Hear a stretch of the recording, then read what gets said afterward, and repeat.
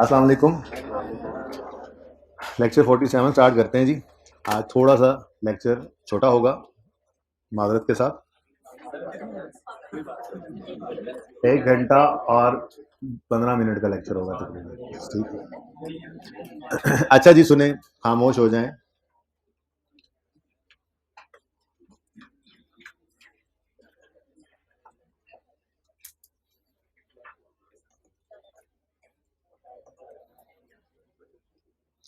MCQs IS 23 के discuss होने से रहते हैं, सबसे पहले वो डिस्कस कर लें।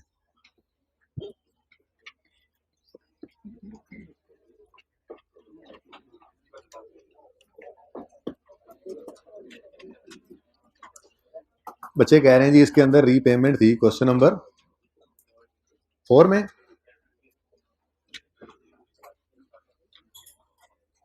फोर में या 5 में? नहीं, क्वेश्चन बैंक 4 और 5 हो गए थे, हो गए हैं। ओके, चलें। बहरहाल मैंने ये पिछली क्लास में आज डिस्कस नहीं किया, कोई मसला होगा तो कल कर लेंगे डिस्कस, ठीक है। MCQs करते हैं।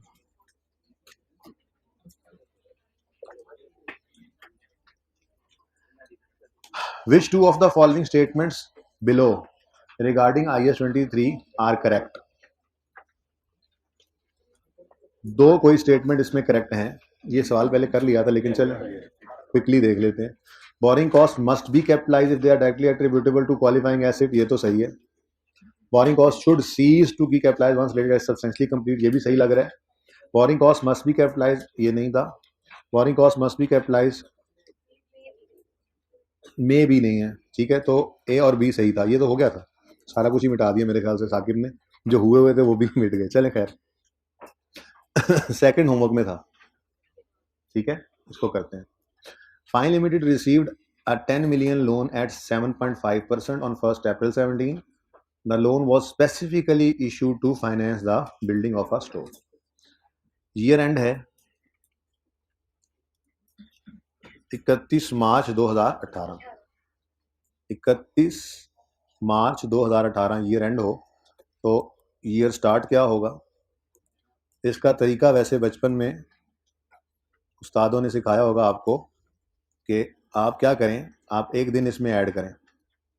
31 मार्च में एक दिन ऐड करें, यकम अप्रैल बन गया, यकम अप्रैल, ऐसा ही है।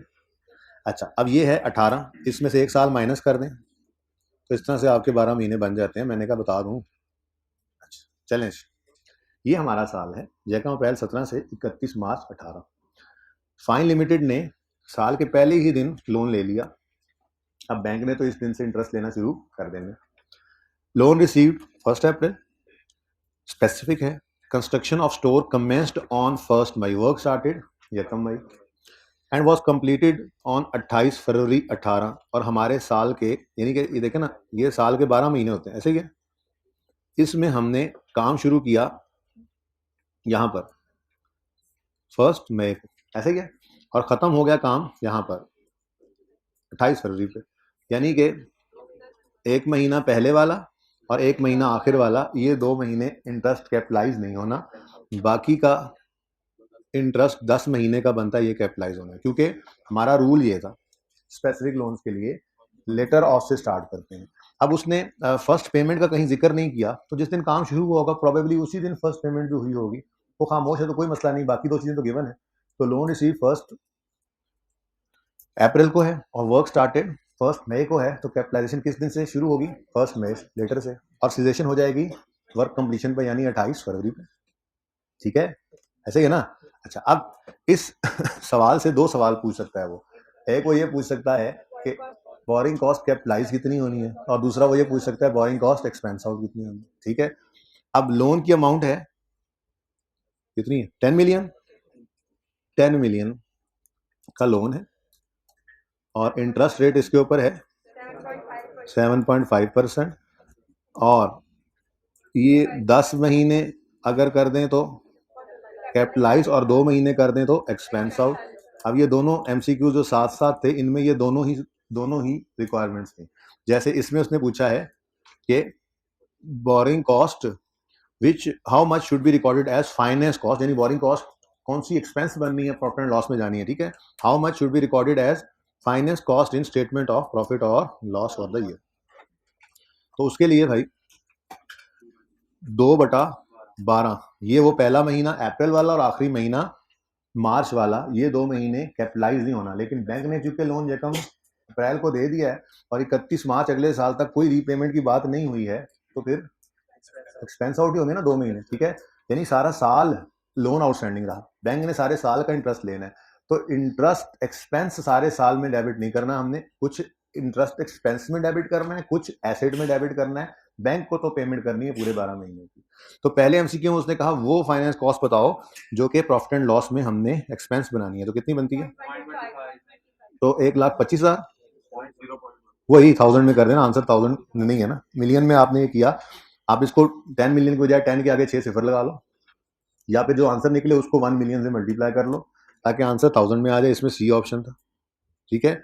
और यही सवाल आगे उन्होंने दे दिया और रिक्वायरमेंट क्या बनी, how much interest should be capitalised as part of PPE. तो उसके लिए फिर किसी को 10/12 कर दें, कितना आता है?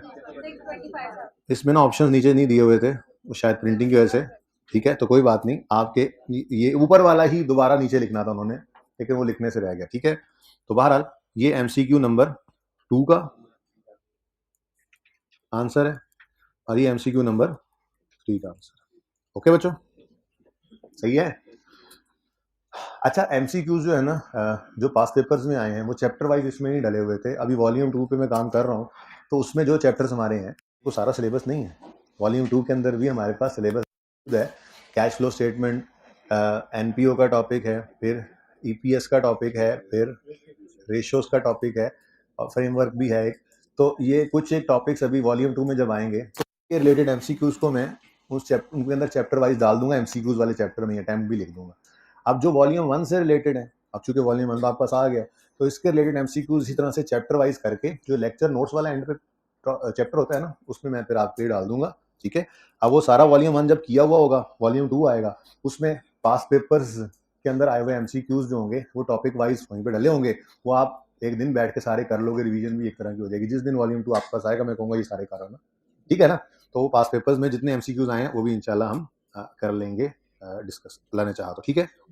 अच्छा जी, तो 2 और 3 हो गए जी, कोई मसला है तो पूछ लें, चलें आगे। 4, an entity decided that not all of the funds raised were needed immediately and temporarily invested some of the funds for 1 month before the construction started। अब मुझे बताएं, अगर कंस्ट्रक्शन स्टार्ट ना हो तो क्या बोरिंग कॉस्ट कैपिटलाइज करना commence करते हैं हम? देखो ना, मैं आपको मिसाल के तौर पे समझाता हूँ, यही ले लें मिसाल, ये सवाल में लिखा हुआ है लोन यकम जनवरी को रिसीव हुआ, लेकिन वर्क स्टार्ट हुआ यकम मार्च को। तो हमने बोरिंग कॉस्ट को कैपिटलाइज करना किस दिन से शुरू किया? यकम मार्च से। अच्छा, यानी काम स्टार्ट होने से पहले अगर लोन आ जाए तो उस लोन के ऊपर बैंक को इंटरेस्ट तो पे करना है, लेकिन वो एसिड ही कॉस्ट में ऐड नहीं करते क्योंकि एसिड पे तो काम होना शुरू ही नहीं हुआ। ऐसे ही है, ठीक है। मतलब बोरिंग कॉस्ट तो है लेकिन कैपिटलाइज नहीं होगी। फिर मैंने आपको ये बताया था कि कमेंसमेंट से पहले अगर कोई इंटरेस्ट पे किया है बैंक को तो वो एसिड की कॉस्ट में ऐड नहीं होना, एक्सपेंस आउट होना है।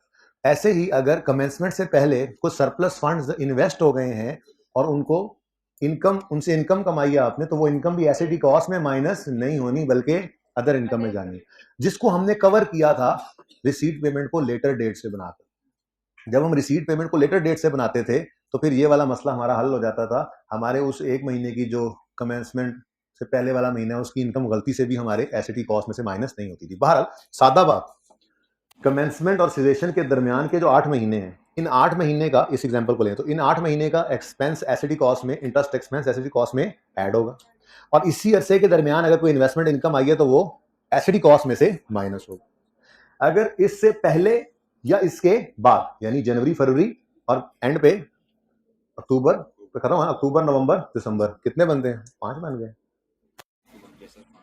5 बन गए, तो 13 बन रहे हैं। चक्कर क्या है? अच्छा, वो अगला साल है, ये एग्जांपल डिफरेंट है। ये होगा साल डिफरेंट होगा, छोड़ें इस बात को, सिंपल ही रखें। क्या कह रहा हूं मैं, 8 महीने कमेंसमेंट सेशन की ब्रैकेट है ना, 8 महीने की इंटरेस्ट कॉस्ट को एसेट में ऐड करेंगे, और अगर इसी 8 महीने के दरमियान में कोई इन्वेस्टमेंट इनकम आ जाए तो वो एसेट कॉस्ट में से माइनस करेंगे। इससे पहले या बाद अगर कोई इंटरेस्ट कॉस्ट होगी तो वो प्रॉफिट एंड लॉस में एक्सपेंस होगी, और इससे पहले या बाद की कोई इन्वेस्टमेंट इनकम होगी तो अदर इनकम में जाएगी। ठीक है ना। अब लोन चाहे पहले आ गया, वो सरप्लस पड़ा था, इन्वेस्ट हो गया, अगर वर्क स्टार्ट नहीं हुआ तो क्या उस लोन का इंटरेस्ट एसिड कॉस्ट में ऐड होगा? तो वो सरप्लस जो इन्वेस्ट होगा उसकी आने वाली इनकम प्रॉफिट एंड लॉस वो एसिड कॉस्ट में से माइनस होगी। बोलो फिर, सुनो तुम्हें समझ नहीं आ रही बात। लोन रिसीव हुआ 1 जनवरी को, वर्क स्टार्ट हुआ 1 मार्च को, अब इंटरेस्ट तो 1 जनवरी से पे करना है, क्या 1 जनवरी से जनवरी और फरवरी 2 महीने का इंटरेस्ट एसिड कॉस्ट में ऐड करोगे? नहीं करोगे, वर्क स्टार्ट नहीं हुआ। अच्छा, ये पहले 2 महीने पैसे फारिग पड़े थे, इन्वेस्ट कर दिए, बिफोर कंस्ट्रक्शन स्टार्टेड पैसे फारिग पड़े थे, इन्वेस्ट कर दिए, इन्वेस्टमेंट इनकम आ गई, क्या एसिड कॉस्ट में से माइनस करोगे? बोरिंग कॉस्ट कहां जाएगी? वो अदर इनकम में। बस ये यहाँ पे लिखा हुआ जी, वो 7 बनते हैं। ठीक है, छोड़ो उसको, छोड़ो, वो सवाल गुजर गया, जो भी बात की। ये सामने आपके क्या है, entity decided that not all funds raised were needed immediately and temporarily invested some of the funds for 1 month before construction started। अगर कंस्ट्रक्शन स्टार्ट नहीं हुई है उससे पहले अगर इन्वेस्ट कर दिए सरप्लस फंड्स तो इन पे कोई इनकम जो आएगी वो एसेट कॉस्ट में माइनस होगी, अदर इनकम में जाएगी, अदर इनकम में। अर्निंग 40,000, ठीक है जी, ये बिफोर कंस्ट्रक्शन स्टार्टेड इन्वेस्ट किया हमने और हमने कमाया इससे 40,000। How should 40,000 be accounted for in financial statements? Net of the amount capitalize, नहीं, यानी वो कह रहा है बोरिंग कॉस्ट वाली वर्किंग माइनस कर लो, नहीं भाई नहीं, अभी तो वर्क स्टार्ट ही नहीं हुआ। अच्छा, taken to profit and loss as, हाँ ये लग रहा है, ये ठीक लग रहा है। Taken of as OCA, OCA तो भी आपको पढ़ाया नहीं, statement of change in equity बनवाना सिखाऊंगा जब इस चैप्टर में, हमने ये करेक्शन ऑफ एरर के बाद करना है चैप्टर, उसमें फिर आपको ओसीए का कॉन्सेप्ट देना है। अभी तक तो मैंने अदर कॉम्प्रिहेंसिव इनकम कॉन्सेप्ट नहीं दिया आपको, ठीक है, वक्त आने पे। Deducted from outstanding loan amount, loan में से माइनस करते हैं इस इन्वेस्टमेंट को, लोन में से, तो हद होगी यार, ये तो बिल्कुल ही नहीं हो सकता। तो फिर सही ऑप्शन क्या था? B option. कोई क्वेश्चन है तो पूछिए, चलें आगे। पता नहीं, पता नहीं, मुझे तो अभी नहीं पता, अदर कंपनी का नाम नहीं सुना हुआ मैंने, हमने सुना हुआ कभी नाम अदर का? नहीं सुना, अभी नहीं सुना, अभी नहीं सुना, बस ये देखा फिर उसको इग्नोर किया। सिखाऊंगा, समझाऊंगा स्टेटमेंट ऑफ इक्विटी के टॉपिक में, लेकिन बस वो समझाऊंगा इसलिए ताकि वो टॉपिक आपको अच्छा समझ आ जाए, वरना अदर कंप्रीहेंसिव इनकम बनाना हमने सीखना है FAR 2 में, लेकिन मैं सिखा दूंगा यहाँ पे क्योंकि एक कॉन्सेप्ट क्लियर तभी होता है, ठीक है ना।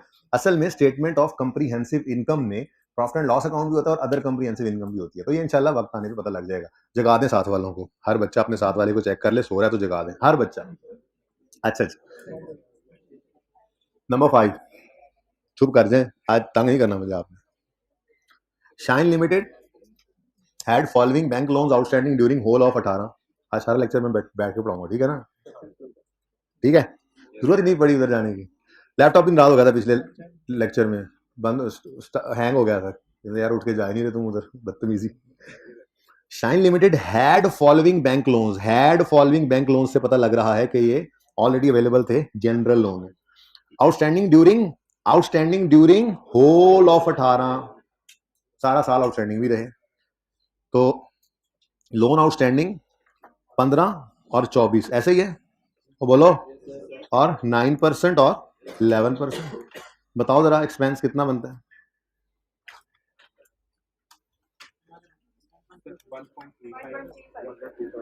दूसरा टोटल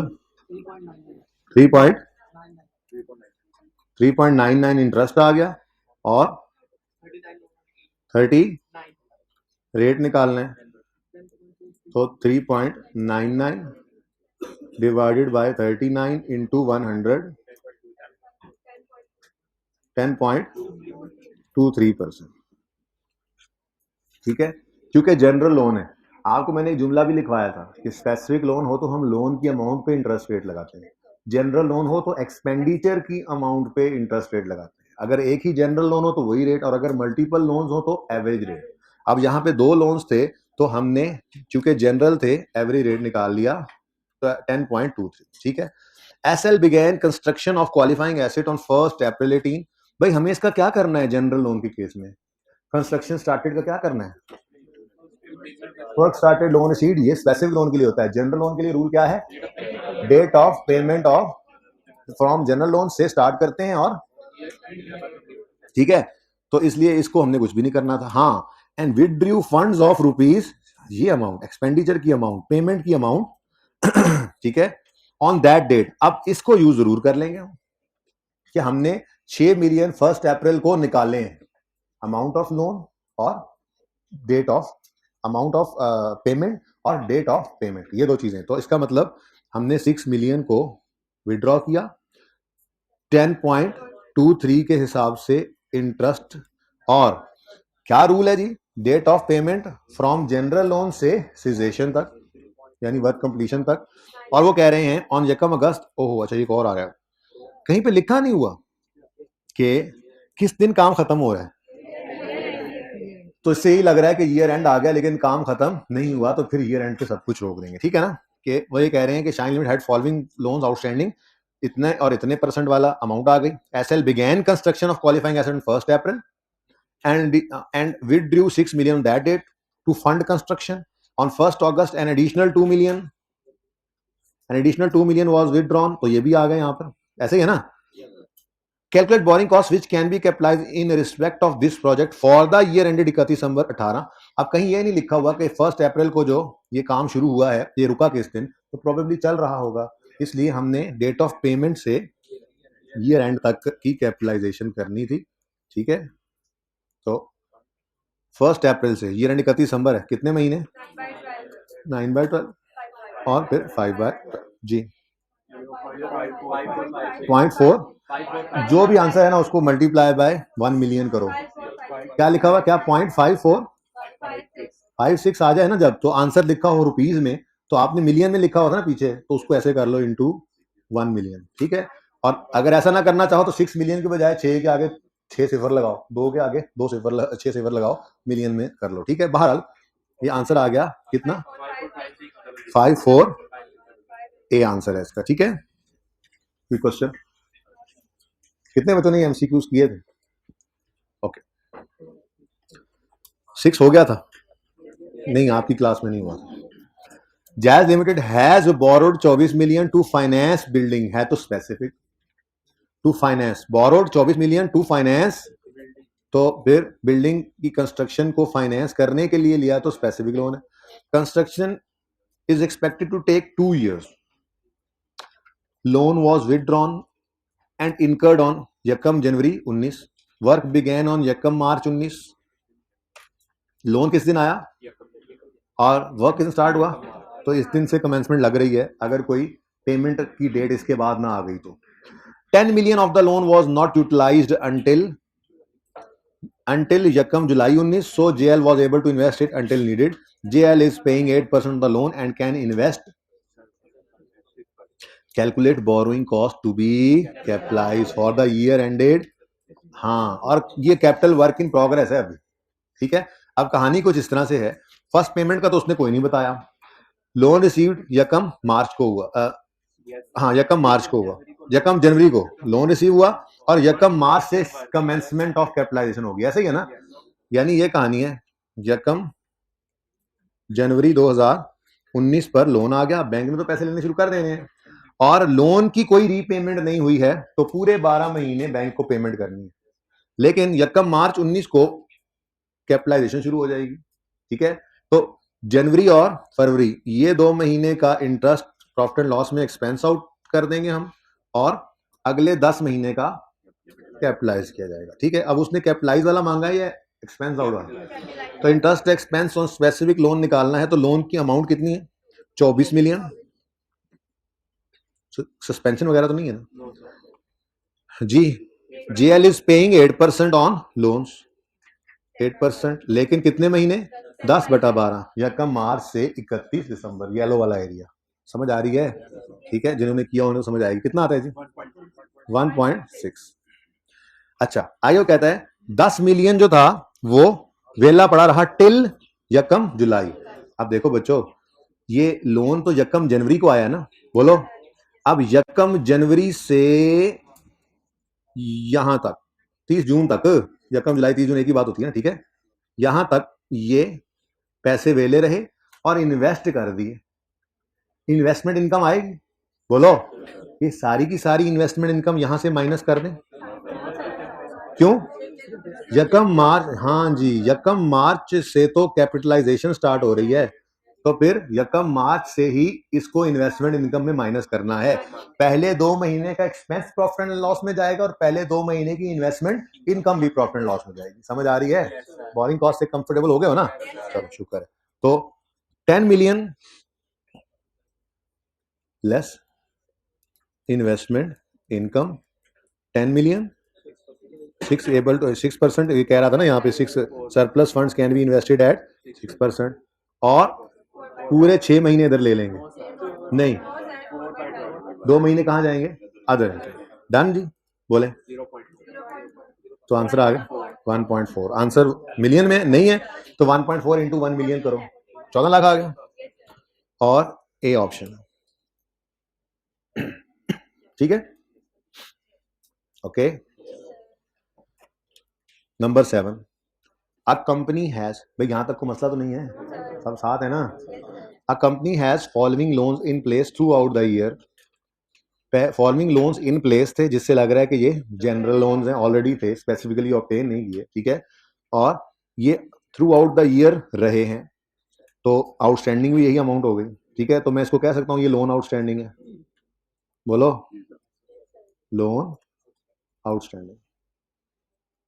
अब रेट हमें गिवन है 10% और 8%, तो 140 मिलियन इंटू 10% करो 14 आ गया, और 200 इंटू 8% 16 आ गया, टोटल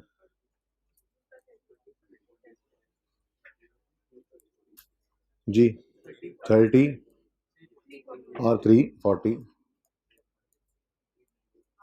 तो rate 30 divided by 340 into 100 is equal to 8.82%। अच्छा, ऑन यकम July 18 50 million were drawn down for construction, तो 50 मिलियन पेमेंट है इनटू एवरेज रेट 8.82% इनटू, अब कहीं पे ये नहीं लिखा हुआ क्वालिफाइंग एसिड कंप्लीट हो गया, तो फिर 31 दिसंबर तक ले आओ इसको, 6/12 2.2 मिलियन, डी ऑप्शन।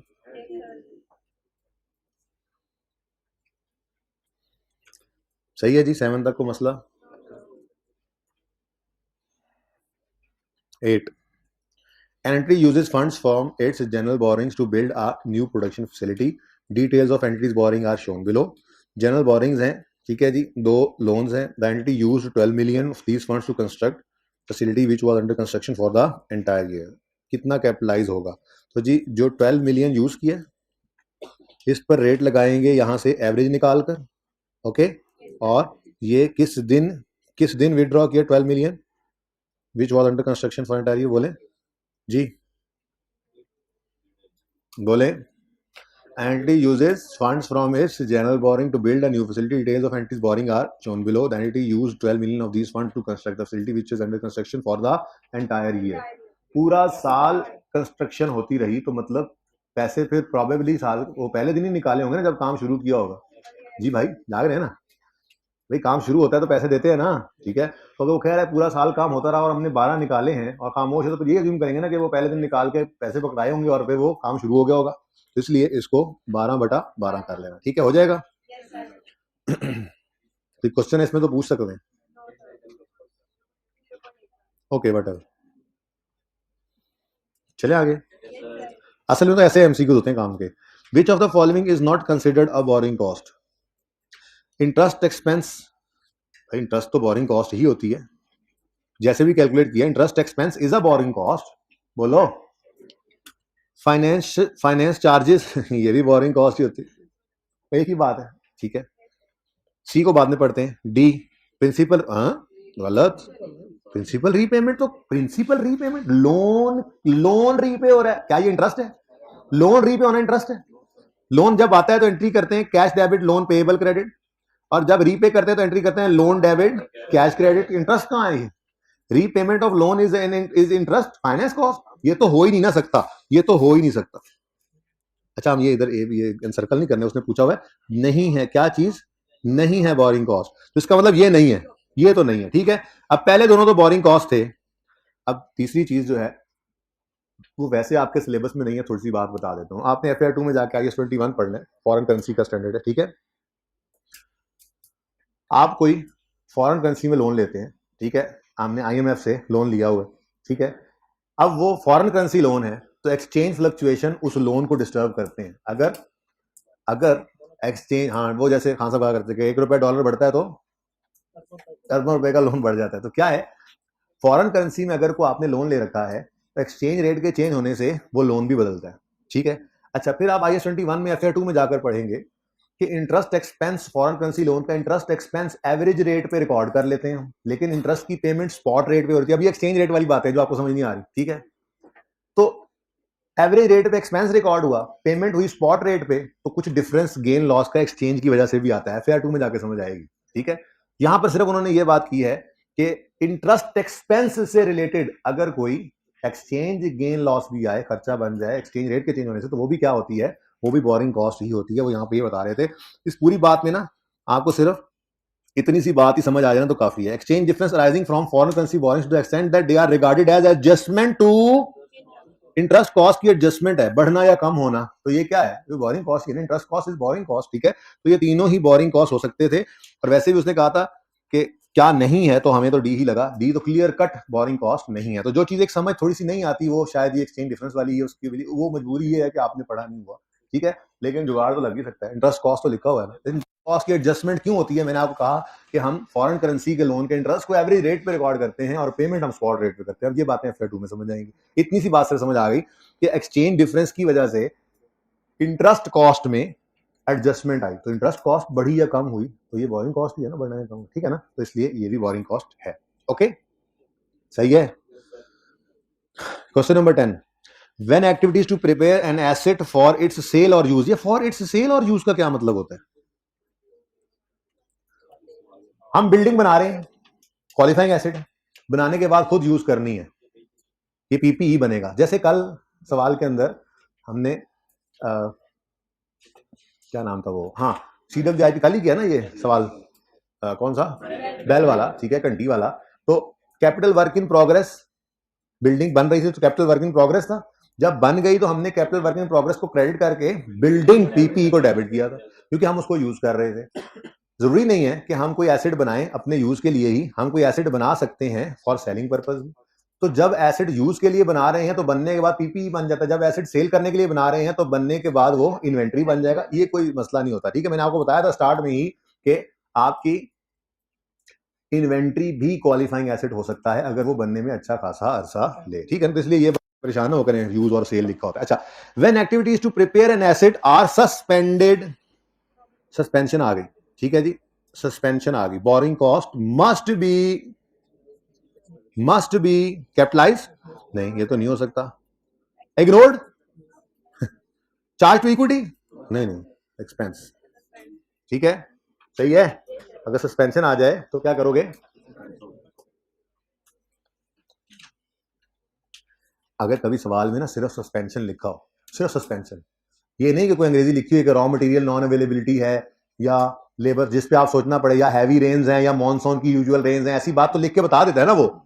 लेकिन अगर सिर्फ लफ्ज सस्पेंशन लिखकर छोड़ दे तो फिर क्या अज्यूम करना, फिर हमेशा नॉन रूटीन। अगर सिर्फ लफ्ज सस्पेंशन लिखा हो, सिर्फ लफ्ज सस्पेंशन लिखा हो, तो अगर सिर्फ लफ्ज सस्पेंशन लिखा हो तो उसे नॉन रूटीन अज्यूम करना है, ठीक है। लेकिन सिर्फ बेटा इस सूरत में जब सिर्फ सस्पेंशन का लफ्ज लिखा हो, ओके। अगर उसने कोई बात शायद कर दी है तो फिर आपको सोचना पड़ेगा कि इसने हैवी रेंज लिखा है या यूजुअल मॉनसून रेंज लिखा है या non availability of raw material लिखा है या लेबर स्ट्राइक लिखा है या स्ट्रेंथनिंग ऑफ सीमेंट लिखा है। तो अगर वजह लिख दे सस्पेंशन की तो फिर आपको खुद जज करना पड़ेगा कि ये जियोलॉजिकल कॉम्प्लिकेशंस रिमूव करनी है तो कौन सी सस्पेंशन है। लफ्ज सस्पेंशन के साथ लिख दे तो फिर तो खुद अज्यूम करना, फिर तो समझना पड़ेगा ना, पढ़ के देखोगे कि यार ये काम जो है रूटीन का या नॉन रूटीन है। लेकिन अगर सिर्फ इस तरह से लिखा हो कि activities are suspended for 1 month. बस क्यों सस्पेंड हुई जी, सस्पेंशन क्यों हुई जी, वजह लिख दे, वजह बता दे। नहीं कोई वजह नहीं बता रहा, ठीक है जी, फिर ये नॉन रूटीन है, ये बता रहा है, ठीक है, ये IAS 23 के लिए याद रखना। अच्छा, विच ऑफ द, जैसे मैंने कहा था कि अगर लोन के बारे में खामोश हो तो स्पेसिफिक, ऐसे ही सस्पेंशन के बारे में खामोश हो तो non routine. Okay, which of the following is not a condition to commence capitalization. Commencement of capitalization होती है letter of loan receive, work started, payment for construction. Loan receive, loan का आना, काम का शुरू होना और पहली पेमेंट का हो जाना, ठीक है, ये कमेंसमेंट की शर्तें हैं। इनमें से लेटर पे हम स्टार्ट करते हैं, ठीक है ना। वो कह रहा है कौन सी नहीं है शर्त, कौन सी शर्त नहीं है। एक्सपेंडिचर आर बीइंग इनकर्ड, ये फर्स्ट कंस्ट्रक्शन पेमेंट, ये क्या है, ये तो है। Borrowing cost are being incurred, interest incur होना शुरू कब होता है, शुरू इंटरेस्ट इनकर होना कब शुरू होता है, ना ना ना ना ना लोन आए, भाई सही कह रहा है। और इंटरेस्ट इनकर होना कब शुरू होगा, जब बैंक ने लोन देना है तो इंटरेस्ट एक्रू होना, इनकर होना शुरू हो जाएगा, ठीक है। तो borrowing cost are being incurred का मतलब लोन रिसीव, लोन रिसीव होगा तो बोरिंग कॉस्ट इनकर होने लग जाती है, ये भी शर्त है। Repayment of borrowing was commenced, borrowing की रीपेमेंट यानी लोन की प्रिंसिपल अमाउंट की रीपेमेंट कहीं पे लिखा हुआ है, letter of loan received, loan repaid, loan repaid कहीं लिखा हुआ है, बोलो, तो लोन का रीपे होना शर्त नहीं है। अच्छा, activities to produce the asset for intended use और sale have commenced, work started, work started, ठीक है, ये भी शर्त है। तो इसका मतलब ये 3 शर्तें हैं। उसने क्या कहा था, बताओ कौन सी शर्त है या कौन सी नहीं है, नॉट अ कंडीशन, सी, ठीक है। Ghazi Limited is constructing an office building and is capitalizing borrowing costs in accordance with IAS 23. The office is almost complete. The only remaining work is to install furniture. और furniture कोई building थोड़ी है, furniture building है, building तो बन गई है। तो इसलिए क्या करो, is GL allowed to continue, आपको डोंट नो, आप लिख दो डोंट नो, हमें नहीं पता। नहीं भाई, is GL allowed to continue capitalization, no, they are not allowed to continue capitalization of borrowing cost because building is, office building is complete. Furniture को बिल्डिंग थोड़ी है, बिल्डिंग बन गई है, बस करो अब, ठीक है, सही है, ठीक है। विच of the following is not a qualifying asset, ये तो हो गया था। मैस प्रोड्यूस्ड इन्वेंट्री जो है ये क्वालिफाइंग एसेट नहीं होती, बाकी सारी चीजें हो सकती हैं, बाकी सब चीजें हो सकती हैं, है या नहीं है, ये तो फैसला करेगी वो बात के अच्छा खासा अरसा लगा। मेड टू ऑर्डर इन्वेंट्री का, मेड टू ऑर्डर इन्वेंट्री के बनने में अच्छा खासा अरसा लगा तो क्वालिफाइंग एसेट, नहीं लगा तो क्वालिफाइंग एसेट नहीं। मैन्युफैक्चरिंग प्लांट के इंस्टॉल होने में अच्छा खासा अरसा लगा, क्वालिफाइंग एसेट, नहीं लगा तो क्वालिफाइंग एसेट नहीं, हो तो सकता है ना। इन्वेस्टमेंट प्रॉपर्टी इसके बाद आ रहा है इंशाल्लाह, ये भी मैंने कहा था क्या होता है, ये प्लाजा हम बना के किराए पे देते हैं, इन्वेस्टमेंट प्रॉपर्टी है। अब प्लाजा बनाते हुए अच्छा खासा अरसा लगा, क्वालिफाइंग एसेट नहीं लगा, बना बनाया खरीद लिया तो क्वालिफाइंग एसेट नहीं। तो ये तीनों तो हो सकते हैं, उन्हें भी ये लिखा था विच of the following is not, वो कहते हैं कौन सा क्वालिफाइंग एसेट हो ही नहीं सकता। मैस प्रोड्यूस इन्वेंट्री ऐसी चीज है कि जो आपको अच्छा खासा पक्की, मैस प्रोड्यूस का मतलब ही क्या है, मैस में प्रोड्यूस हो रही है। मैंने कहा एक दिन के अंदर 10,000 यूनिट बना देते हैं आपका प्लांट, आप रॉ मटेरियल डालते हैं, मशीन चलाते हैं, लेबर खड़ी होती है, ये सारे काम कर रहे हैं, मशीन चल रही है, आउटपुट निकल रही है, मशीन मैस प्रोड्यूस इन्वेंट्री वो हो ही नहीं सकता। वो तो एक घंटे के अंदर कितने यूनिट्स बन जाते हैं, एक दिन तो दूर की बात और कई दिन छोड़ दो। तो मैस प्रोड्यूस इन्वेंट्री होती है, वो आइडेंटिकल आइटम्स होते हैं, वो मैस के लिए प्रोड्यूस किए जाते हैं, वो मेड टू ऑर्डर इन्वेंट्री नहीं है कि जो हो सकता है अच्छा खासा अरसा ले जाए बनने में। तो mass produce inventory is not a qualified asset. Okay, ये सस्पेंडेड, इसके साथ मैंने यूं भी लिखा था और असल में साकिब सारा कुछ ही मिटा गए, जो की भी बात थी वो भी।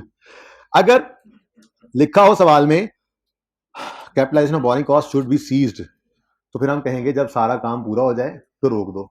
लेकिन अगर सस्पेंडेड की बात करें तो उसमें तो फिर सस्पेंशन तो रूटीन वाली ही होती है, नॉन रूटीन वाली ही होती है, जिसमें बोरिंग कॉस्ट को रोकना होता है, ठीक है। खैर पढ़ते हैं, capitalization of borrowing cost should be suspended, रोक देंगे, खत्म नहीं कर देंगे, सीज नहीं कर देंगे, खत्म करना, सीज करना वो और बात है। सस्पेंशन होता है आर्जी तौर पे थोड़ा सा, ठीक है, आपने पॉज किया जी। कैपिटलाइजेशन को सस्पेंड कर दें when substantially all the activities necessary to prepare qualifying asset for intended use और सेल आर कंप्लीट। नहीं जी, ये अगर सीज का लफ्ज लिखा होता तो फिर ये ऑप्शन सही था, समझो, यूं लिखा होता ना capitalization of borrowing cost should be ceased, तो फिर ये ऑप्शन सही था। बात समझ रहे हो, ये बात समझ आई है। पढ़ने वालों को क्या सोने वालों को भी आ गई समझ? सोने वालों को भी समझ आ गई? थोड़ी हिम्मत कर लो यार, क्या हो गया, ये जरूरी काम है। अच्छा, capitalization of borrowing cost should be suspended during a temporary delay which is necessary part of process of getting an asset ready. ये तो रूटीन है, इसको तो रूटीन सस्पेंशन कहते हैं। तो रूटीन सस्पेंशन हो तो क्या आप सस्पेंड करते हैं? सीज का तो सवाल ही पैदा नहीं होता ना, सस्पेंशन ही है। लेकिन अगर सस्पेंशन रूटीन की हो तो इसको इग्नोर करते हैं। बोलो, यानी capitalization of borrowing cost should be suspended during routine suspension? नहीं रोकते, हम चलने देते हैं, तो ये भी नहीं। तीसरा, फिर ऑल ऑफ द अबव तो काट दो। जब पहले दो नहीं है तो ऑल ऑफ द अबव तो नहीं ना हो सकता, ठीक है? फिर रह कौन सा गया? सी। खैर सी का भी पढ़ लेते हैं। देखो, आपकी बिल्डिंग ने 6 महीने में बनना था, 1 महीना रॉ मटेरियल अवेलेबिलिटी की नॉन अवेलेबिलिटी की वजह से सस्पेंशन हो गई, नॉन रूटीन है। अब बिल्डिंग बनने में 7 महीने लग गए। बोलो, 7 महीने लगे ना, 6 महीने में बिल्डिंग ने बनना था, 1 महीना लेबर स्ट्राइक पे चली गई, नहीं काम हुआ, नॉन रूटीन है। अब 6 महीने वाली बिल्डिंग 7 महीने में बनी। बोलो, तो ड्यूरिंग एक्सटेंडेड पीरियड्स का मतलब ये था जो मैंने आपको बताया, ठीक है ना जी। Capitalization of borrowing cost should be, ऊपर से पढ़ गया, capitalization of borrowing cost should be suspended during extended period in which active development is interrupted. बिल्कुल ऐसे ही होता है, एक्सटेंडेड पीरियड होते ही तब है जब नॉन रूटीन सस्पेंशन आ जाए। वैसे भी 3 तो 9 हो ही गए थे, इसी ने ही यस होना था, तो सी ऑप्शन सही है। पूछ ले को सवाल है तो, नहीं तो फिर बस कर दें सोने की। अब 2-3 बच्चे तो पक्के ही सो रहे हैं, पता नहीं, नींद पूरी करके आया करें प्लीज। बड़ी मुश्किल से आपको पढ़ाने आते हैं उस्ताद, पता है आपको, आप सोते ही रहते हैं। Which of the following statement is correct in the context of if funds have been arranged from various general borrowings, the amount to be capitalized is based on weighted average cost of borrowing। ये तो सही लग रहा है, capitalization borrowing cost में general loans के लिए यही करते हैं ना। Capitalization always commences as soon as expenditure of interest is incurred. नहीं, मतलब हमेशा ऐसा होगा कि फर्स्ट पेमेंट से कमेंसमेंट होगी? नहीं, फर्स्ट पेमेंट पहले हो जाए और लोन बाद में रिसीव हो, फिर लेटर हो गया ना लोन रिसीव, तो ऑलवेज नहीं। हाँ, मे भी होता तो फिर सोचते हैं। Capitalization always continues until asset is brought into use. नहीं, ऑलवेज तो नहीं कंटिन्यू होती, अगर बीच में नॉन सस्पेंशन आ जाए तो रोकनी पड़ती है। Capitalization always commences as soon as borrowing costs are incurred, यानी लोन रिसीव होते ही लाजमी है कि कैपिटलाइजेशन शुरू हो जाए। तो ये तीनों ने ना आके काम खराब किया, ठीक है। अगर यहाँ पे मे के साथ लफ्ज यूज करा तो हम परेशान हो जाते। तो ये तीनों गलत हैं, सिर्फ ए सही लग रहा है मुझे कि विच of the following is correct in context of borrowing cost, तो वो पहले वाला है, ठीक है ओके। बाकी मैंने आपको कह दिया, बता दिया कि बाकी एमसीक्यूज जो इसके आज तक आए हैं पास पेपर्स में, वॉल्यूम 2 में मैं डाल दूंगा आखिरी चैप्टर में, और हर चैप्टर के इसके, ठीक है ना। तो इंशाल्लाह फिर उसी वक्त देख लेंगे, ओके।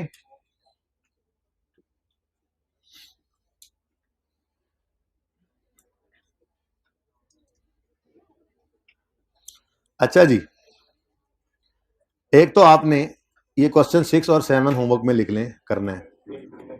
पेज नंबर है जी 476।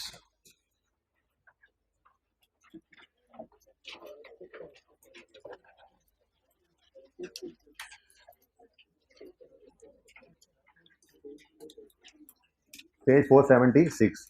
भाई ये बातें ना हम कर चुके हैं, इसलिए ये सवाल आप कर सकते हैं। मैं पढ़ के दिखाता हूं आपको। The government grants a company या कैश ऑफ 12,000, एक भी कॉमा नहीं लगाया आप इन्होंने, 12,000 ऑन 1 जनवरी 2011। कंपनी को 12,000 मिला है to assist in the acquisition of land. A condition of grant is that the company builds a factory on the land. देखो अब लैंड क्या है, नॉन डेप्रिशिएबल एसेट है। मैंने आपको ना एक पैरा कहा था, पढ़ लेना, वैसे मैंने ज़बानी ही बता दिया था कि अगर नॉन डेप्रिशिएबल एसेट से रिलेटेड ग्रांट मिल जाए तो अब वो नॉन डेप्रिशिएबल एसेट तो डेप्रिशिएट होता नहीं, क्या ग्रांट को उससे मैच करके इनकम बनाए। तो ऐसी सूरत में एक शर्त, एक कभी कभार ऐसा होता है कि वो यूं कह देते हैं कि इस लैंड के ऊपर जो आप खरीदोगे इन पैसों से एक बिल्डिंग बना दो, तो फिर लैंड वाली ग्रांट को भी बिल्डिंग के साथ ही इनकम बनाना, ठीक है। यही सिखाया था आपको, ओके। हाँ, और फिर मैंने कहा था आखिरी दर्जा क्या है, कि आपको नॉन डेप्रिशिएबल एसेट की रिलेटेड ग्रांट या वो नॉन डेप्रिशिएबल एसेट ही मिल गया है एज अ ग्रांट, और कोई उसके ऊपर डेप्रिशिएबल एसेट भी नहीं बनाना, जैसे लैंड मिल गया और बिल्डिंग भी नहीं बनानी उस पर, तो फिर आखिरी दर्जा ये है कि जो कंडीशंस अटैच की गई हो जैसे जैसे वो सेटिस्फाई करते जाओ वैसे वैसे इनकम बनाओ। लेकिन ये आखिरी दर्जा है, ये मैचिंग कॉन्सेप्ट के साथ नहीं चलता। मैचिंग कॉन्सेप्ट आपको पता है रिलेटेड कॉस्ट के साथ ही इसको मैच करवाते हैं, ठीक है। जाग जाओ बच्चों। ओ बच्चों, अच्छा, a condition of grant is that the company builds a factory on the land. The land was acquired on 1 January for 90,000. Land is not depreciated. जी बड़ी मेहरबानी, पता है हमें। The factory was completed on 31 March 11। Total building cost है 3 लाख जो कि पे की गई कैश में on this date. was available for use immediately and has a useful life of 3 साल। Factory has a nil residual value। ये ही तो काम किया था हमने कल बेल वाले सवाल में, ठीक है। पहले ये सवाल कराने की वजह पहले मैंने वही सवाल में वो काम करवा दिया था। तो आप लोगों को कभी कभी थोड़ा मुश्किल लग जाता है वो टॉपिक, वो लेक्चर इस वजह से मुश्किल लग जाता है कि मैं थोड़ी एडवांस की बात करवा देता हूँ और फिर 2 दिन उसकी पिटाई करते रहते हैं, तो फिर आप अच्छे तरीके से उसको समझ लेते हैं, ठीक है। तो ये वही है जो प्लॉट ऑफ लैंड उन्होंने दे दिया था, वो तो खैर उन्होंने डेप्रीशिएट क्या था वो एसेट ही दे दिया था, नॉन ग्रांट लैंड ही दे दिया था। ये उस जैसी ही बात है वैसे, ठीक है। ये पैसे दे दिए लैंड खरीदने के लिए, ओके। तो इसको होमवर्क में करेंगे। दूसरी चीज भी मैंने आपको पढ़ा दी थी, इसको तो मैं वो एंट्रीज भी अभी आपने अभी मैं देख लेते हैं, तस्वीर आपने शायद बनानी हो। वो जो मैंने कहा था नॉन मॉनिटरी ग्रांट रिसीव हो तो स्टैंडर्ड कहता है 2 ऑप्शंस हैं, चाहो तो नॉमिनल वैल्यू पे रिकॉर्ड करो, चाहो तो फेयर वैल्यू पे करो, ठीक है। तो क्वेश्चन 7 में फेयर वैल्यू और नॉमिनल वैल्यू, ठीक है। Pakistani government grants company a license to fish off the coast of Govardhan. License is an asset, लेकिन ये एसेट होता है इंटेंजिबल, ठीक है ना। पर आपको फिलहाल इससे परेशान होने की जरूरत नहीं है, प्लस इंटेंजिबल भी एसेट ही होता है, ठीक है ना। तो आप इंटेंजिबल को ज़हन से निकाल के सिर्फ लाइसेंस को एसेट कह लेना, ठीक है ना। बस लाइसेंस डेबिट खरीदे दो, ठीक है। लेकिन गवर्नमेंट ने दिया, कैश क्रेडिट नहीं हो रहा। Fair value of license is 50,000 and company is required to pay nominal. अच्छा, 1000 रुपए दिए हैं। अब 2 ऑप्शन है, 1000 रुपए में लाइसेंस रिकॉर्ड करो। License is an asset, that's it. Intangible है क्या होता है FAR 2 में जाके पढ़ना है। लाइसेंस को क्यों आप इंटेंजिबल कहते हैं वहां जाके पढ़ लेंगे, फिलहाल मैं कह रहा हूं कि इंटेंजिबल है बस, ठीक है। लाइसेंस है, एक जगह पे सिर्फ आपको लाइसेंस मिला है फिशिंग करने का, मच्छियां पकड़ने का, तो ये लाइसेंस आपको फायदा ही दे रहा है ना। आज पैसे पे करोगे, अगले 5 साल 10 साल आप यहां से मच्छियां पकड़ोगे, ठीक है। तो फिर वो मच्छियां पकड़ना सिर्फ आपको अलाउड है पैसे देकर, तो ये लाइसेंस है और गवर्नमेंट ने आपको थोड़े से पैसे लेकर दे दिया, ठीक है। तो खैर नॉमिनल वैल्यू पे भी रिकॉर्ड हो सकता है और फेयर वैल्यू पे भी एंट्रीज करवाई हुई है आपको, ये भी आपने आज होमवर्क में करना है, ठीक है। ओके, डन जी बेटा। मैंने ना आज 1 मिनट 2 और 3 को सॉल्व करवाया, ठीक है। और 4 और 5 को फिलहाल छोड़ दिया कि कल करवा दूंगा, क्योंकि इनके सोल्यूशंस आपके पास नहीं है ना। और फिर हम चले गए थे जो होमवर्क में एग्जांपल दी थी उनकी तरफ, कि उनमें को मसला तो नहीं है, जिन जिनको बच्चों को मसला है वो पूछ रहे थे। जी बेटा बोले। तो जी लाइफ दी हुई है, लाइफ दी हुई है, आई थिंक नहीं दी, बहुत अच्छी बात है, नहीं दी हुई तो अगर आपने आपको इसकी लाइफ मिल जाए तो मैंने कहा आप छोड़े इंटेंजिबल, आप समझे बस, और उसकी लाइफ की होगी तो लाइफ पे डेप्रिशिएट करेंगे। बेसिकली इंटेंजिबल की डेफिनेशन का नाम अमोर्टाइजेशन होता है, दैट्स इट, और कोई फर्क नहीं है। बाकी वैसे ही होता है, बस उसको अमोर्टाइजेशन कहते हैं। जहां कहना होगा कह लेंगे, आपको नहीं देगा वो लाइफ, अगर लाइसेंस देगा तो, ठीक है। दे तो डेप्रिशिएट कर देना, ठीक है। अच्छा जी, ये क्वेश्चन आपके होमवर्क में थे 2, 3, 4, 5। ये 1 भी होमवर्क में आपने करना है, ठीक है। छोटे छोटे सवाल है, पहले दिन ही कर लिया था। है इतनी आसान चीज कि ये गलती से भी हो जाता है, जो जैसे आपने गलती से कर लिया। देखें, हमने 2 तरह की ग्रांट्स मैं हफ्ते वाला लेक्चर जो है वो यूट्यूब पे अवेलेबल कर देता हूँ, दोबारा सुन लेना किसी को जरूरत पड़े तो, ठीक है। ओके, ये जरा साकिब को बुलाएं।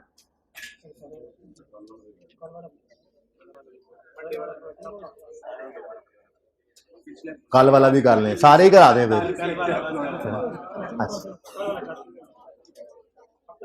तुम पास हो जाओगे, मैं कल वाला लेक्चर कर दूं अपलोड, तो पास होके दिखाओगे मुझे, हैं? हो जाओगे पास इंशाल्लाह, हो जाओगे, होके दिखाना है पास। तो साकिब को बुलाएं जी, दोनों करा दें जी, हफ्ते वाला भी करा दें, सोमवार वाला भी करा दें। और भाई खादम छुट्टी नहीं करनी, जिन्होंने छुट्टी करनी है ना उनको, यार ये हफ्ते वाला लेक्चर जिसमें गवर्नमेंट ग्रांट शुरू किया था, और मंडे वाला जिसमें घंटियां बजाई थी, बैल वाला सवाल, वो कल वाला, कल था मंडे, ट्यूसडे। अच्छा चलें ठीक है, सुने जी, हफ्ते वाला लेक्चर जो जिसमें गवर्नमेंट ग्रांट स्टार्ट किया था, और बेल वाला सवाल जो कल कराया था, ये दोनों यूट्यूब पे अपलोड करा था। और सर मेरे लैब कुछ नहीं, सॉरी मंडे वाला क्यों, जाओ भाई जाओ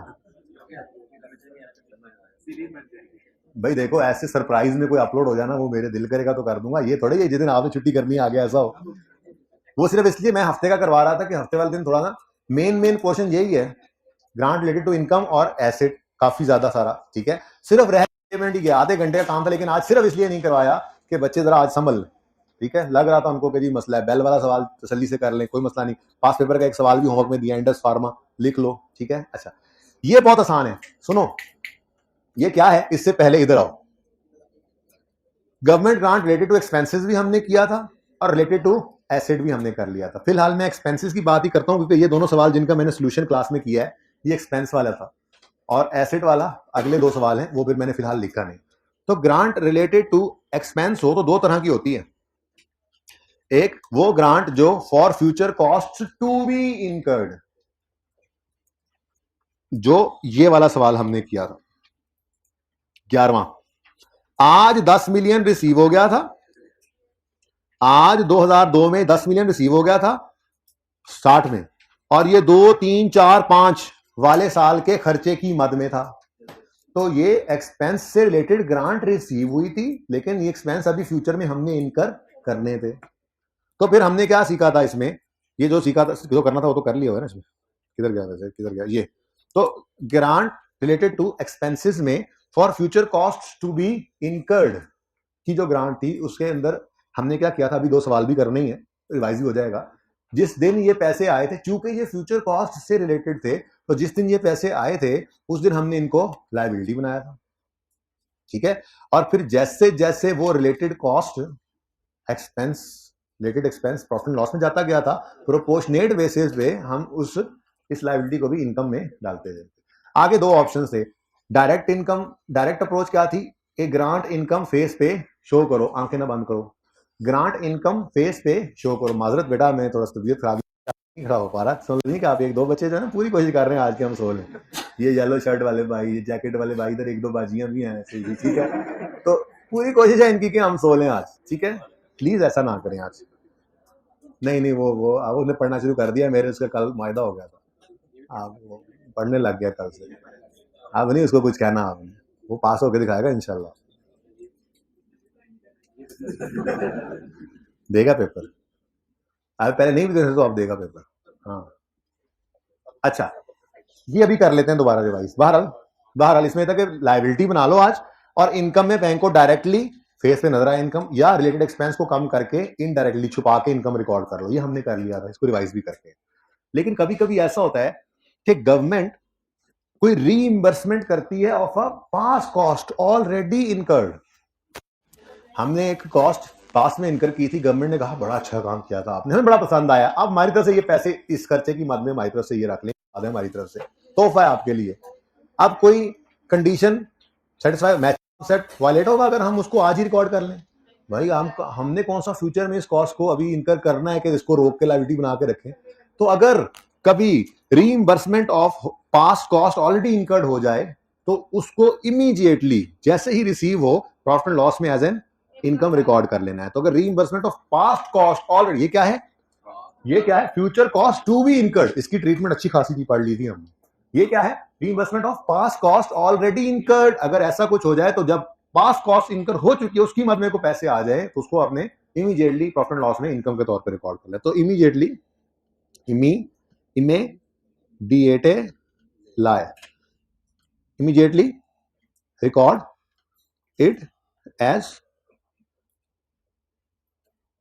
इन को में in profit and loss, immediately record it as income in profit and loss when received. जैसे ही रिसीव हो आप उसको प्रॉफिट एंड लॉस में एज एन इनकम रिकॉर्ड कर लो, ठीक है जी। ओके, अब आप ये भी होमवर्क में कर सकते हैं जी। ये दिखा दो,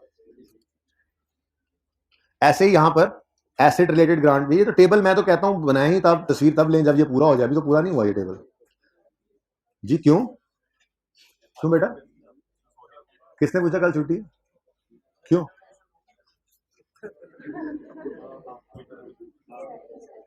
माहौल कर रहे हो अपनी तरफ से, अपनी तरफ से माहौल किया तुमने। विंटर वेकेशन तो होंगी, जाओ घर जाओ, तो फिर ना जाओ, ये कर लो या घर जा लो। हाँ, फिर सर्दियों में अगर घर जाने का दिल कर रहा है तो गर्मी वाला सेशन दोबारा ले लेना, फिर लेक्चर मिस हो गया।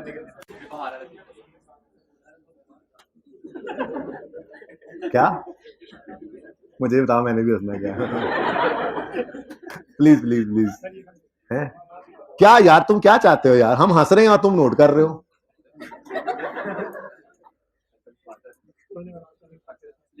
हाँ यार, तुमने क्लास के बाद बता देना, मैं बाद में अकेले हंस लूंगा, बता जरूर देना किस बात पे तुम लोग हंस रहे थे।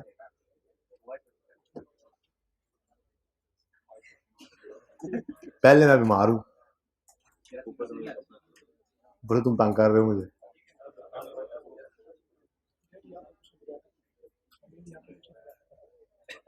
अल्लाह से होता है ना, उससे कुछ होता है जो नहीं। अल्लाह चाहेंगे, सेहत भी अल्लाह की तरफ से, बीमारी भी अल्लाह की तरफ से। अच्छा बच्चों, क्या बात हो रही थी? हाँ, ये क्वेश्चन 2 और 3 जल्दी से करते हैं, ये रिवीजन भी हो जाएगी।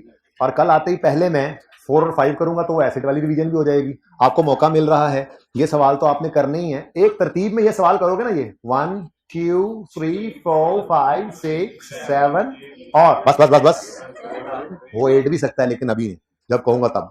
ये 7 सवाल करके बैल वाला सवाल कर लें, काफी हद तक रिलैक्स हो जाएंगे। नई चीज मैंने कोई नहीं पढ़ाई, 2-4 छोटी छोटी चीजें हैं। रीपेमेंट को छेड़ा ही नहीं, रीपेमेंट आधे घंटे का काम है, अभी नहीं। इधर से रिलैक्स हो जाए, कोई मसला नहीं। 3 दिन लगने थे, 5 लग गए, 6 लग गए, कोई नहीं, खैर है, हमें कुछ जल्दी है। अच्छा, तो फिलहाल ये question 2, grant for future expenses. Grant for पढ़ाया हुआ है, क्वेश्चन नंबर 11 गालिबन, जो हफ्ते वाले दिन किया था, ठीक है। The government grants a company a cash of 10,000 to contribute 10% towards 100,000 of future wages. ये 10% से कभी धोखा नहीं खाना और इसको कभी यूज भी नहीं करना। प्रैक्टिस सेट 1 कौन सा था क्वेश्चन? एक क्वेश्चन दिया था होमवर्क में जिसके अंदर ये 10% या 20% इस तरह की कोई बात लिखी हुई थी जो कि सही नहीं थी। उधर ही चलते हैं अभी, इसके बाद ये दोनों सवाल जल्दी से कर लेना, वहां जाते हैं, मैं आपको बता दूंगा वो सोल्यूशन नहीं गलत है, वो मैं देख लूंगा, सोल्यूशन को करेक्ट करा दूंगा। हमने अपने उसूल पे चलना है। अगर अगर फ्यूचर कॉस्ट से रिलेटेड कोई ग्रांट रिसीव हो जाए तो आपने प्रोपोर्शनेट बेसिस पे उसको एक्सपेंस, टोटल एक्सपेंस और expense for the year proportionate base करके आपने हमेशा उसको इनकम में डालना, जैसे सिखाया हुआ है। उसमें गलती है, बच्चों ने आइडेंटिफाई किया था, मैंने कहा था मैंने भी सोल्यूशन नहीं देखा, उसमें ऐसा है तो गलत है, मैं बैठ के देख के उसको सही करके आपको कल नोट करवा दूंगा। आपने अपने तरीके से हमेशा सवाल करना है, ओके जी। गवर्नमेंट ने 10,000 दिया है to contribute 10% towards 1 lakh of future wage expenditure. ये बात असल में यूं होती है कि गवर्नमेंट ने कहा हाँ भाई बड़ा अच्छा काम कर रहे हो तुम, तो जो तुम्हारी फ्यूचर वेजेस है कितनी को होंगी? हमने कहा 1 लाख हो जाएंगी। मेरा ठीक है, उसका 10% हमारी तरफ से। असल में ये बात इस तरह से होती है, ठीक है। The grant was received on यकम जनवरी 2011। तो यकम जनवरी 2011 पर चूंकि ये future cost to be incurred है, तो आज इसको इनकम नहीं बना सकते। यकम जनवरी 11 पे 10,000 cash debit deferred grant credit, वो जा रहे हैं उधर, ठीक है, जाते हैं अभी, पहले ये कर लें, ठीक है जी। अब मैं पार्ट ए को पहले करता हूं अलग, ठीक है जी। कैश यकम जनवरी को ग्रांट रिसीव हुई, तो cash debit deferred grant credit 10 done. अब वो कहते हैं show general entries for the year 31 December 11 assuming that company policy is to present such a grant as grant income direct approach. अब 2 सवाल हैं, यानी बेसिकली ये 4 सवाल थे, एक सवाल के पीछे 4 सवाल, ठीक है ना। अब पहला सवाल हम कर रहे हैं जिसमें 2 ऑप्शन है। पहला, the company incurs 1 lakh wage expense in 2000, सारे का सारा वेज एक्सपेंस 1 लाख का 2011 में ही हो गया इनकर। वेज एक्सपेंस डेबिट 100 रुपया, कैश क्रेडिट 100 रुपया, wage expense debit cash credit, wage expense debit cash credit, done 100 रुपए से।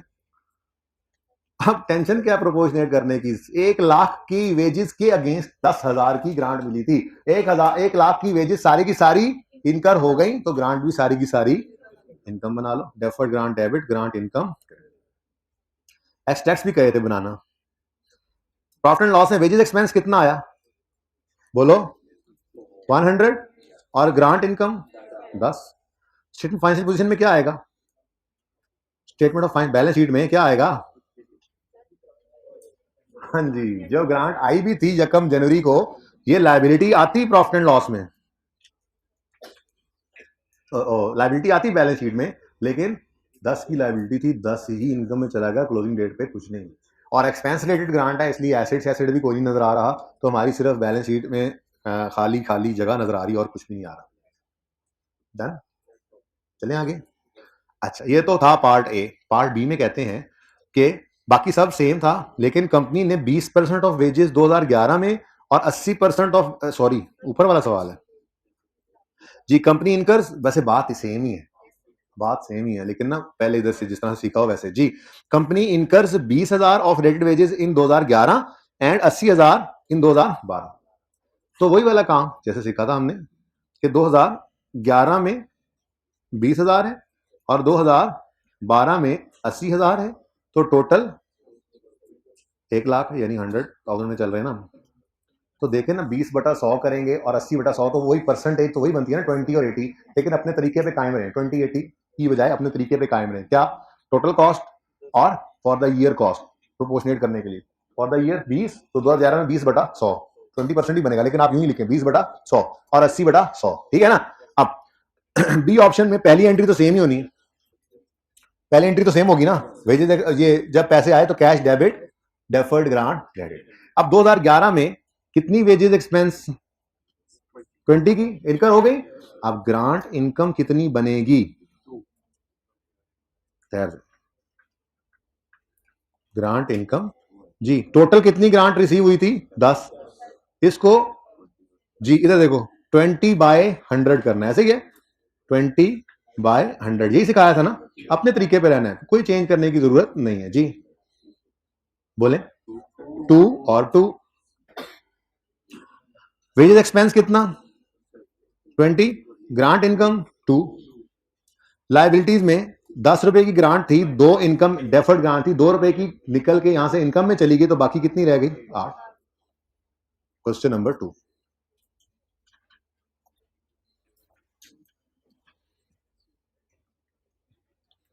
वो मसला, तो आज हिम्मत करके ना बच्चों, एक सीटिंग में बैठ के ये जो क्वेश्चन है ना 1 2 3 4 5 6 7 ये कर लेने हैं और बेल वाला सवाल कर लेना है इंशाल्लाह।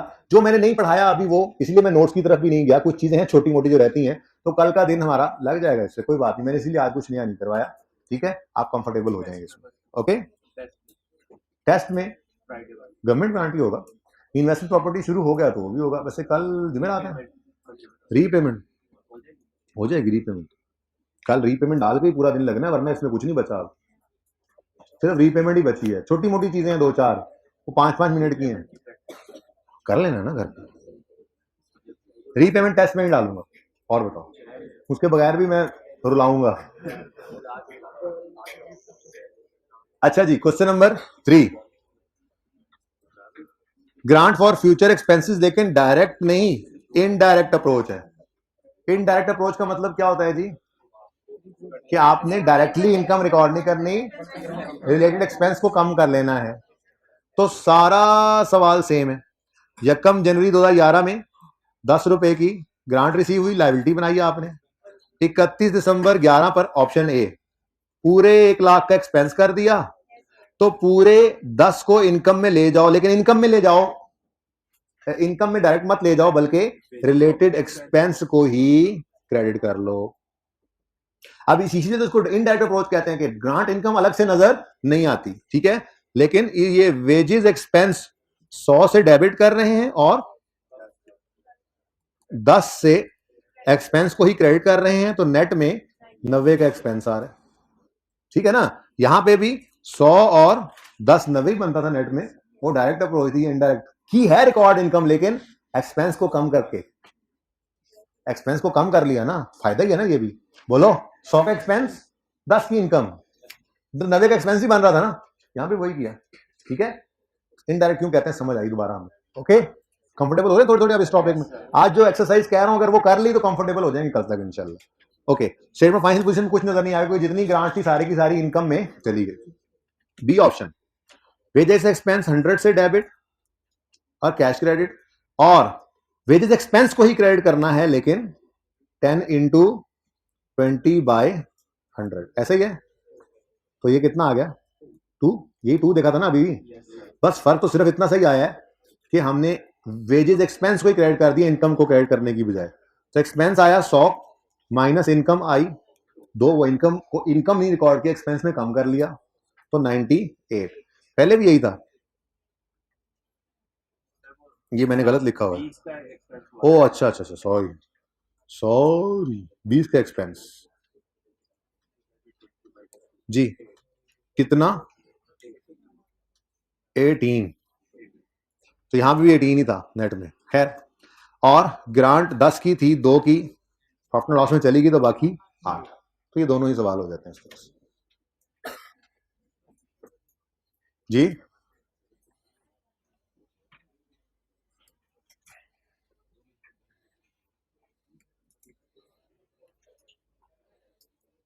नजर आ रहा है? 1 बाय 1 कर दूं?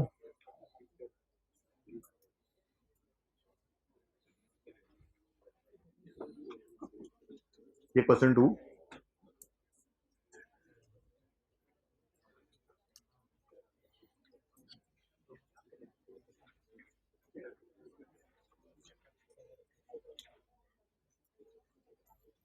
ये क्वेश्चन 3,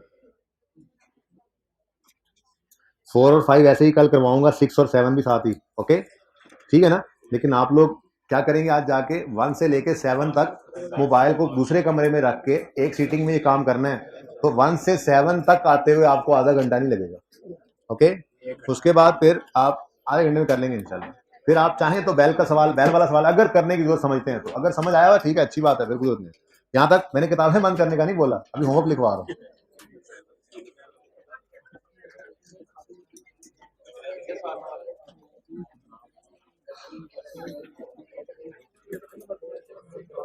अच्छा जी, ये प्रैक्टिस क्वेश्चन 1 है, इसमें थोड़ा सा मसला सोल्यूशन में आया है, देख लें जरा इसको।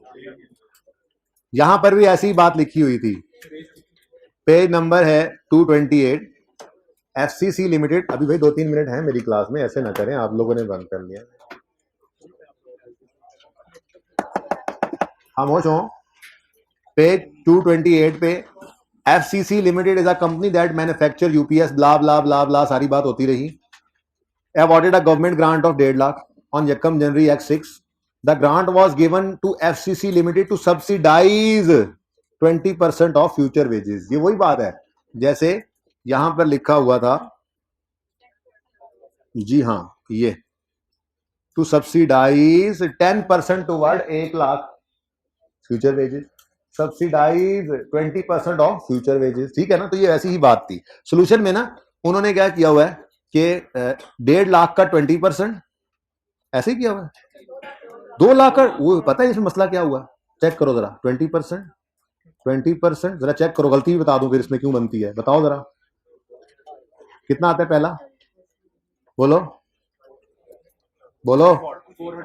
400,000, खुदा का नाम लो, 40,000 और 80,000। बेटा खामोश हो जाए प्लीज, बहुत अहम बात कर रहा हूं। टोटल बताओ। 1, ये देखो 170,000 ग्रांट इनकम रिकॉर्ड कर रहे हैं आप, ऐसा ही है। जबकि ठहरो, जबकि 850 अगर फ्यूचर वेजेस हैं तो इनका 20% लो बनता कितना है? 850 का 20% लेना पड़ा है 1 लाख नहीं बनता, 850 का 1,70,000 हो गया। अच्छा सुनो सुनो, बन गया। यानी आपने ग्रांट कितनी रिकॉर्ड की? 1,70,000। रिसीव कितनी हुई थी? वो गलत है मेरे हिसाब से। ठीक है, मेरे हिसाब से वो गलत है, जैसे सिखाया वैसे करना है। मैं सोल्यूशन को देख लूंगा, करेक्शन करवा दूंगा। आपने क्या करना था, इधर देखो भाई, इधर देख लो ना चुप करके, ये काम सही नहीं है, ये मैच सही नहीं कर रहा है, एंड पे जाके आपने कम कर लिया। ठीक है, अभी हमने क्या करना है, हमने अपने तरीके से 150 इंटू 200 डिवाइडेड बाय 850 पहले साल में, दूसरे साल में 150 इंटू 250 डिवाइडेड बाय 850, तीसरे साल में 150 इंटू 400 डिवाइडेड बाय, तो ये मैच होता है सही तरह से। ठीक है ना? तो ये काम ही करिएगा, मैं कल सोल्यूशन सही करवा दूंगा आपको। Okay done. 2 और 3 अभी मैंने पास पेपर भी एक होमवर्क देना है। 2 और चुप करो, 2 और 3 हो गए थे। 3 में मसला कल देखेंगे टाइम। 3 में कहीं कोई वो तो नहीं है रीपेमेंट, आलू वाले सवाल में रीपेमेंट तो नहीं है? अच्छा कोई बात नहीं, we will discuss it tomorrow, क्योंकि अब टाइम इज ओवर।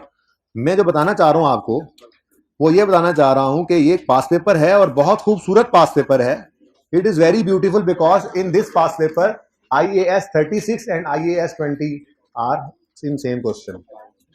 इंपेयरमेंट भी है past paper page 237, past paper 2 homework, ठीक है ना?